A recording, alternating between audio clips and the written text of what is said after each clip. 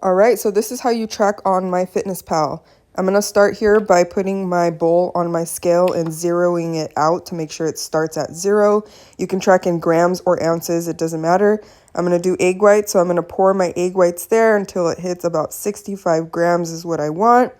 See the 65 grams, I'm good. I'm going to go log it in now. I'm going to press add food and I'm going to search egg whites. The Kirkland ones are there already because I've used it before. I'm making sure my serving size is in grams. Number of servings is 65 because that's what I measured. And now my 65 grams of egg whites are logged. Now I'm going to use the barcode scan here. Press barcode scan and I'm going to scan my creamer. I did 2 tablespoons, so I'll change that number of servings to 2 and I'm going to log that.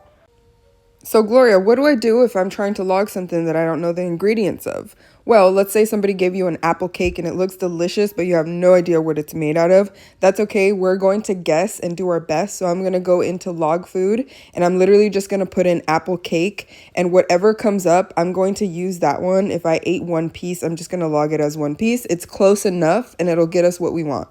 It does not have to be perfect. So what about meals that you did cook yourself? So there is a recipe builder in here. So I would go into log food, my recipes, and then I can click add for the recipe, put the title of the recipe if you're going to use it again. How many servings is very important. So you have to make sure you know how many servings that recipe makes.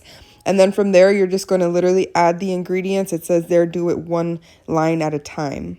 So if my recipe calls for pumpkin puree, I'm going to put that in and put 1 cup and then continue to add the rest of the ingredients like sugar or whatever else it calls for. After you add your ingredients, you would just make sure that those ingredients add up and they're correct. And then you would save your recipe. And then after that, you're able to log in your pumpkin pasta, 1 serving, 2 servings, however many servings you ate. Okay, so how do I set my macros based on my goals? If you're working with me, I would give you your macros. So you're going to go to more, then you're going to set goals, and then from there, you're going to put calorie, carbs, protein, and fats. So that's your macro goals. You would press on the carbs or fats, and then you're going to go to the set of grams that I have given you. So let's say it was 215 grams of carbs. I gave you 130 grams of protein, and your fats are at 60. And then from there, it would update your calories and all of your macros.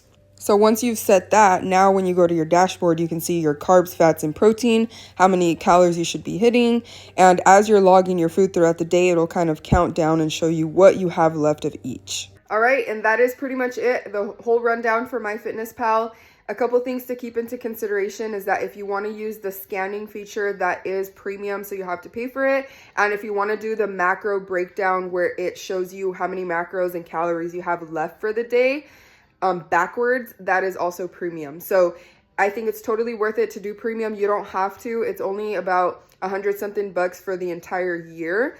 It's cheaper if you do the full year. But if you want to do the free version, totally fine.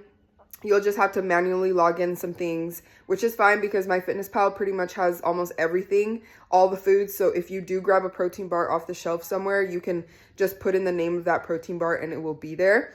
Another cool thing about MyFitnessPal is that if you eat a lot of the same foods every day, your recents will always be there and you can just kind of click on them, and it's really easy when you go in to log your food. So remember, it's not about perfection. Your goal is to just kind of have an idea of how many calories you're eating per day. Obviously, the more close you are to being accurate, the better. But your goal is to just have something to keep you on track.